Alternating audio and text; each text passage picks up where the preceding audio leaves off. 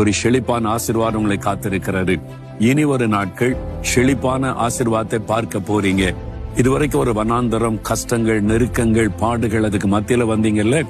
இனிமேல் செழிப்பான நாட்கள், ஒரு ஆசீர்வாதத்தின் நாட்கள், அதை நீங்கள் பார்க்கும்படி கர்த்தர் கொண்டு வருகிறார். அதுக்கு தான் இந்த வாக்குத்தத்தத்தை தந்திருக்கிறார். விசுவாசிக்கிறீங்களா?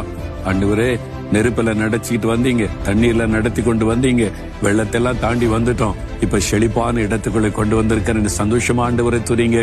செழிப்பை உங்களுடைய வாழ்க்கையில காண்பீங்க. விசுவாசிக்கிறீங்களா? இதுவரைப்பட்ட கஷ்டங்களுக்கு ஒரு முடிவு, இதுவரைப்பட்ட நெருக்கங்களுக்கு ஒரு முடிவு. இனி எல்லாவற்றிலும் ஒரு மாற்றம், ஆசீர்வாதமான ஒரு செழிப்பான காலங்களை நீங்கள் பார்க்க போறீங்க. அதுக்குத்தான் அவர் சிலுவையிலே தன்னை பலியாய் கொடுத்தார். நம்மை ஆசீர்வதித்த மகிழ பண்ண, நம்முடைய வாழ்க்கையில செழிப்பை கொடுக்க இயேசு அந்த பாடுகள் மத்தியிலே கடந்து போனார். அதனாலதான் அந்த வாக்குத்தத்தத்தை தருகிறார். இன்னைக்கு விசுவாசத்தோட சொல்லுங்க, ஆண்டவரே, நெருப்பை கடந்து வந்தோம், தண்ணீரை கடந்து வந்தோம்,